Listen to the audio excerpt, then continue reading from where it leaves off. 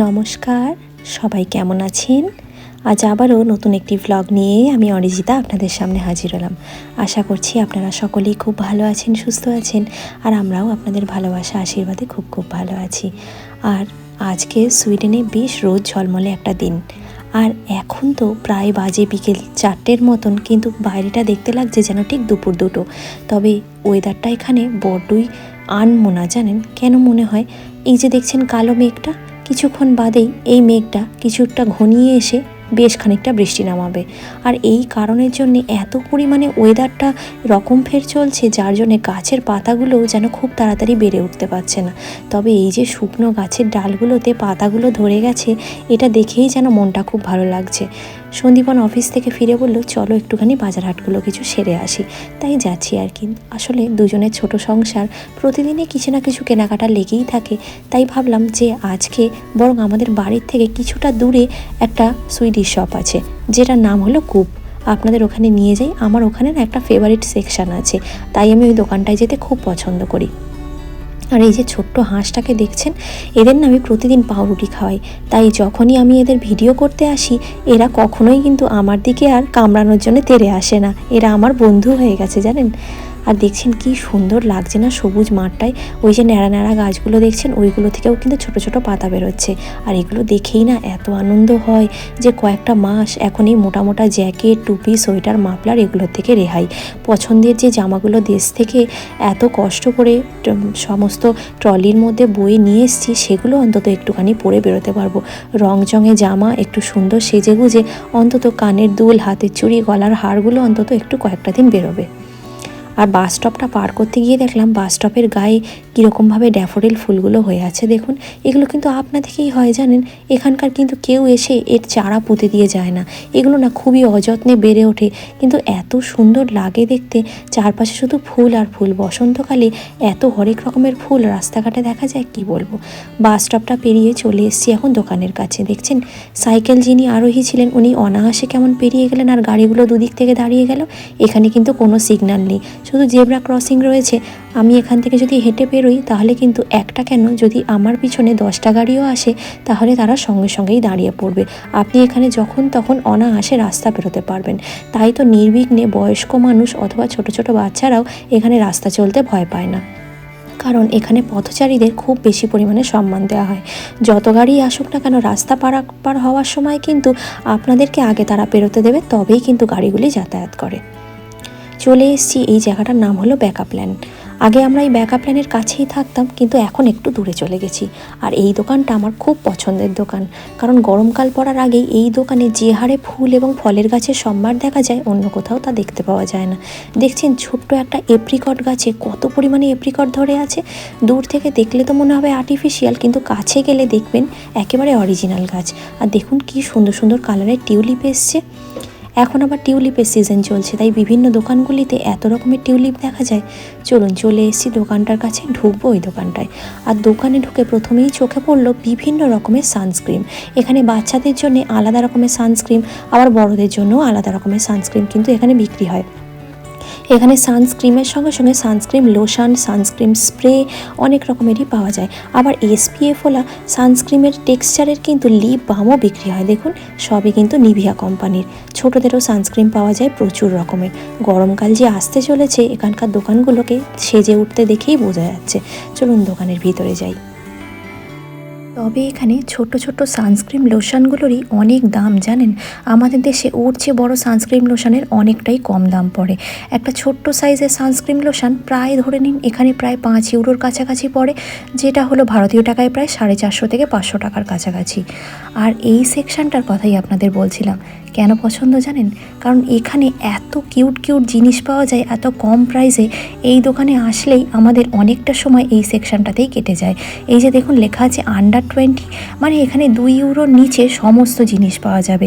এখানে কিন্তু 3টে সেকশন ভাগ করা রয়েছে, আন্ডার 20, আন্ডার 10 আর আন্ডার 50, আবার আন্ডার 15ও রয়েছে।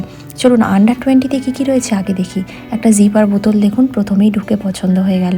অনেক কিছুই হাবিজাবি পছন্দ হয়, কিন্তু সন্দীপন নিতে দেয় না। তবে এখানকার বেশিরভাগ সেকশনগুলো কিন্তু ফাঁকা থাকে, কারণ এত পরিমাণে মানুষ এখান থেকে জিনিস নিয়ে নেয় যে এই সেকশানে ঢুকে পছন্দের জিনিসটা খুঁজে পেতে বেশ সময় লাগে। এই দেখুন কি সুন্দর সুন্দর চুলের ক্লিপগুলো, সবই কিন্তু 1 ইউরোর মতন দাম সমস্ত। আবার চুলের গার্ডারও খুব ভালো ভালো পাওয়া যায়।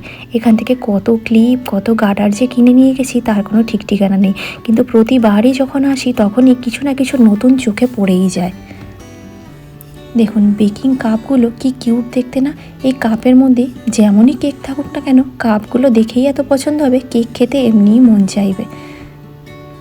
আর এখানে বেশ সুন্দর সুন্দর ওই আপনার যে এলইডি লাইটের চেনগুলো হয় সেগুলো খুব কম প্রাইসে পাওয়া যায়। এখানকার মানুষ ওই ক্রিসমাসের আগেই এই সেকশনটা প্রায় ফাঁকা করে দেয়, কারণ প্রত্যেকের বাড়িতেই এরকম একটা করে এলইডি লাইটের চেন কিন্তু ঝুলতে থাকে। আর এইগুলো হলো মাথায় বাঁধা সিনথেটিকের ব্যান্ড, কত সুন্দর সুন্দর ডিজাইন দেখুন দেখতে। তবে এখানে কিন্তু মেন ঢুকেছি কয়েকটা ডিবের খোঁজ করতে। এখানে কাঁচের কন্টেনারগুলো খুব ভালো ভালো পাওয়া যায়, কিন্তু নেই জানেন, একটাই মাত্র পড়ে রয়েছে, ওই একটাই নিয়ে আজকে বাড়িতে ফিরবো। দেখুন কি সুন্দর সুন্দর কালারের ক্লিপগুলো না, এগুলো কিন্তু ছোট থেকে বড় সকলেই কিন্তু দেখেছি এখানে মাথায় বাঁধে বা ব্যবহার করে। আর এই চুলের গার্ডারগুলো অন্যান্য দোকানে এত দাম যে এখান থেকেই মানুষ সব অর্ধেক জিনিস কিনে নিয়ে যায়। মেয়েদের প্রসাধনী জিনিসপত্র খুবই দাম জানেন। এই গার্ডারগুলো আমাদের দেশে প্রচুর পরিমাণে পাওয়া যায়, তবে কেন জানি না আমার দেশের জিনিসই পছন্দ। এখান থেকে আমি চুলের গার্ডার কিনি না, যা আনি সমস্ত কিছুই দেশ থেকে আসার সময় ব্যাগে ভরে নিয়ে আসি। আর নয়তো মা যখন পার্সেল পাঠায় কি শাশুড়ি মা যখন পাঠান তখনই তাদেরকে বলে দিই দেশের জিনিস নিয়ে আসার জন্য। আসলে যা হয় ছোট থেকে দেশীয় জিনিস ব্যবহার করে করে এখন বিদেশে এসে যত সুন্দর জিনিসই দেখি না কেন সেটা যেন মোটেই মনে ধরে না। আর এগুলো হলো আন্ডার 50 মানে 5 ইউরোর নিচে। এই বাটিগুলো দেখতে কাঁচের মতন হলে কি হবে, সব স্টিলের বাটি। দেখছেন কি সুন্দর ম্যাপেল ট্রিয়ের মতন দেখতে, একেবারে সেই প্লাস্টিকের খোপ খোপ থালা। এগুলো আমাদের দেশে পাওয়া যায় না, সেই স্টিলের খোপ খোপ থালা খুব পছন্দ ছিল আমার, ওরকম একটা থালা জানেন। আর দেখুন কি সুন্দর ফাইবারের ডিশগুলো, এগুলো বেশ সুন্দর সুন্দর কোনো শৌখিন খাবার দাবার বানালে সাজিয়ে রাখলে দেখতে বেশ ভালো লাগে। তবে চলুন দেখি আর কিছু আছে কি না। এগুলো আবার আন্ডার 15 মানে ওই সমস্ত ধরে নিন 1.5 ইউরোর নিচে। এগুলো সমস্ত ছোট ছোট স্টিকার মোবাইল বা খাতা বইয়ের মধ্যে দেওয়ার জন্য। আর এগুলো কি জানেন, এগুলো কিন্তু পেন নয়, এগুলো হলো পেন্সিল। এদেশের মানুষের কাছে পেনের ব্যবহারটা খুব একটা প্রচলিত নয়। এদেশের মানুষ বিভিন্ন সুন্দর সুন্দর পেন ব্যবহার করেন। আগে তো আমি দোকান থেকে পেন ভেবে এরকম কতই না কিনে নিয়ে গেছি, তারপরে গিয়ে দেখেছি এগুলো সবই পেন্সিল। দেখুন এখানে লিপ বাম দেখতে পেয়ে গেছি, এই স্ট্রবেরি লিপ বামটা আমি নেব।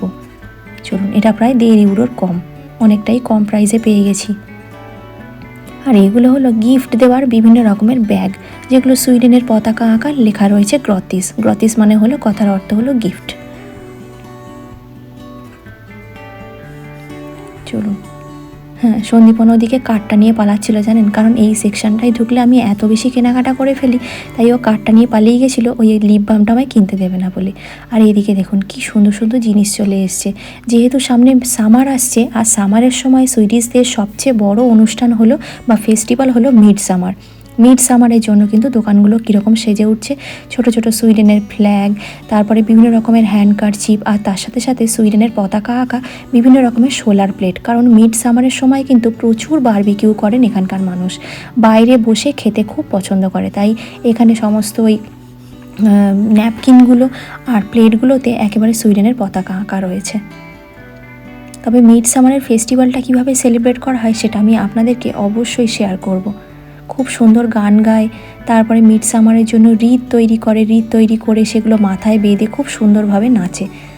আর এগুলো হলো সমস্ত বডি ওয়াশ। এই দোকানটায় আসলে বডি ওয়াশ দেখে মাথা খারাপ হয়ে যায়, তাই দুখানা বডি ওয়াশ সাথে নিয়েও নিলাম। এত সুন্দর মিষ্টি ফুলের গন্ধ। তবে চলুন, গরমকাল পড়ার সঙ্গে সঙ্গে এই দোকানগুলোতে কি পাওয়া যায় দেখাই। দেখেছেন মেয়োনিজের পুরো একদম মেলা বসে গেছে, এত রকমের মেয়োনিজ পাওয়া যায়, এত রকম ফ্লেভারের মেয়োনিজ বিক্রি হয় যে তখন দোকানগুলোতে দেখলেই মনে হয় যে এগুলো সমস্ত কিছু গরমকালের জন্যই এসে হাজির হয়েছে। আর এখানে পাওয়া যাচ্ছে বারবিকিউ অয়েল, কারণ এখানকার মানুষ যেহেতু তখন বারবিকিউ করতে খুব পছন্দ করে, অনেক দূরে দূরে চলে যায়, বন জঙ্গলের মধ্যে বসে বারবিকিউ করে খেতে পছন্দ করে, তখন কিন্তু এই বারবিকিউ সস, বারবিকিউ ম্যারিনেট করার জন্যে অলরাউন্ড যে সমস্ত স্পাইসেস মানে মশলা যে সমস্ত কিছু রয়েছে মাছ মাংসের মধ্যে দিয়ে ওই আগুনের মধ্যে ঝলসে খায়। আর এগুলো হলো বারবিকিউ সস। এই জিনিসগুলো কিনে নিয়ে গেলেই কিন্তু একেবারে বারবিকিউ রেডি করে নেওয়া যাবে। আর এগুলো পাওয়া যাচ্ছে মাত্র 5 ক্রাউন করে দাম। মানে ভারতীয় টাকায় ওই 40 টাকার কাছাকাছি। এত সস্তা জিনিস মনে হয় কখনোই সারা বছরে মেলে না। আর এখন যেহেতু বেরির টাইম, মানে স্ট্রবেরি, ব্লুবেরি, ব্ল্যাকবেরি এই সময়টায় এত পরিমাণে দোকানে বিক্রি হয় যে মানুষ সারা বছরের জন্য স্ট্রবেরি নিয়ে গিয়ে ফ্রোজেন করে রেখে দেয়।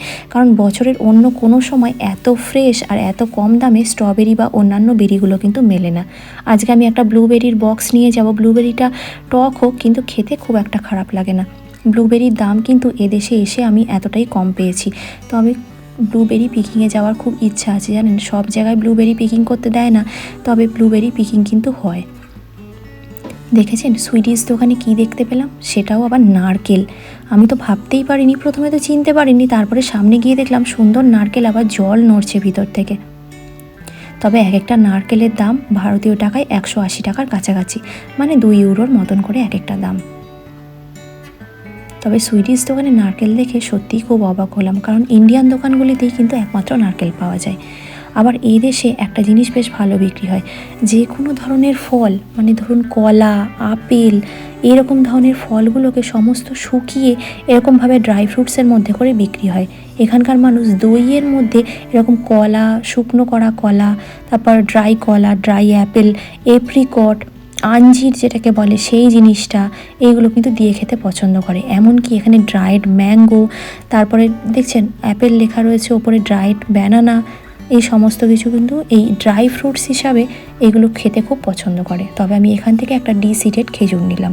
চলুন এবার মাছের সেকশানটার দিকে যাওয়া যাক। কী কী মাছ আছে আপনাদের সঙ্গে একটু শেয়ার করি।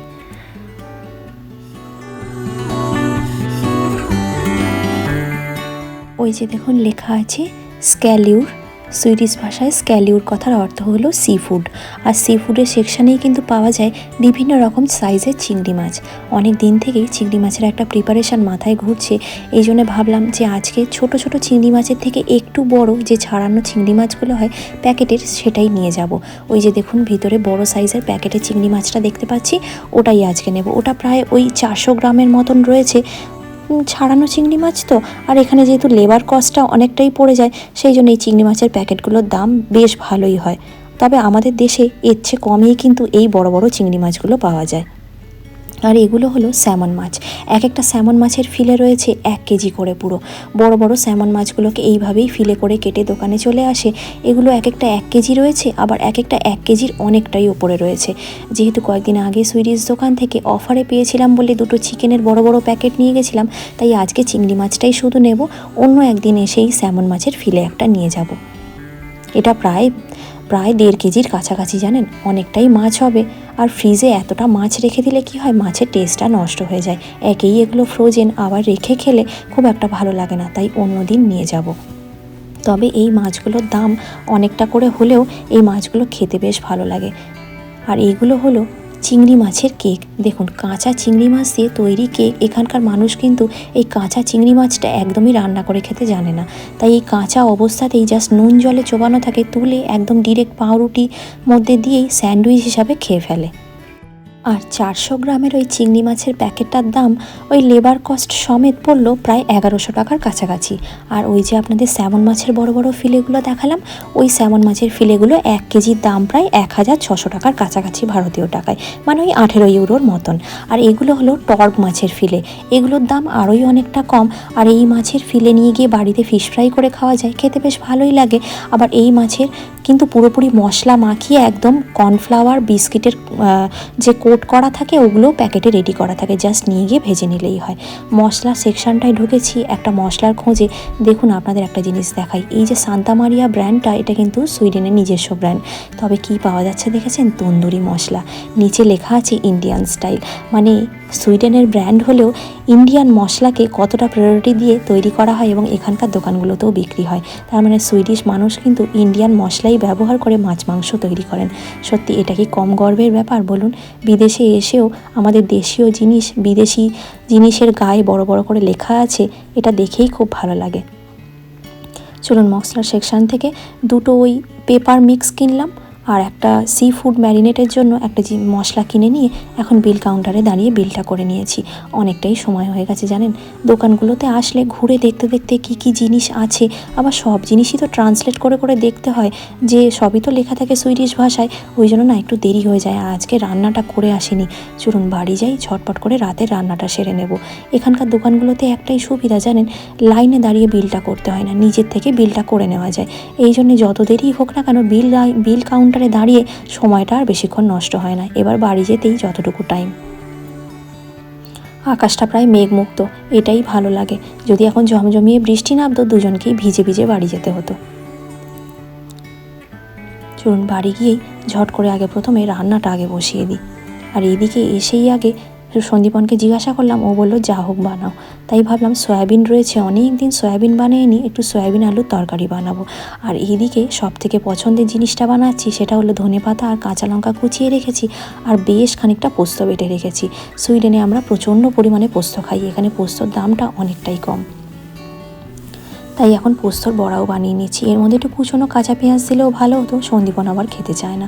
এদিকে গরম গরম ধোঁয়া ওঠা ভাতও একদম রেডি করে ফেলেছি, আর এদিকে গরম গরম পোস্তর বড়াও রেডি।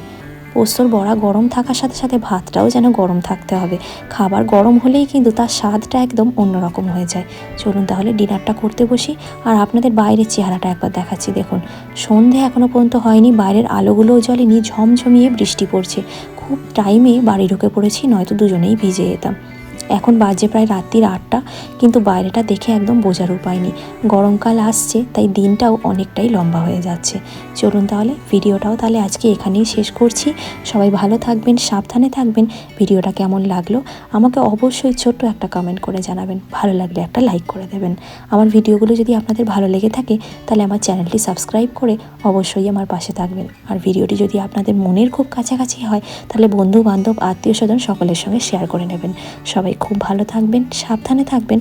আমি খুব তাড়াতাড়ি ফিরে আসবো সুইডেন সংক্রান্ত আরও সুন্দর নতুন একটি ব্লগের সঙ্গে। ততক্ষণের জন্য বিদায় নিলাম।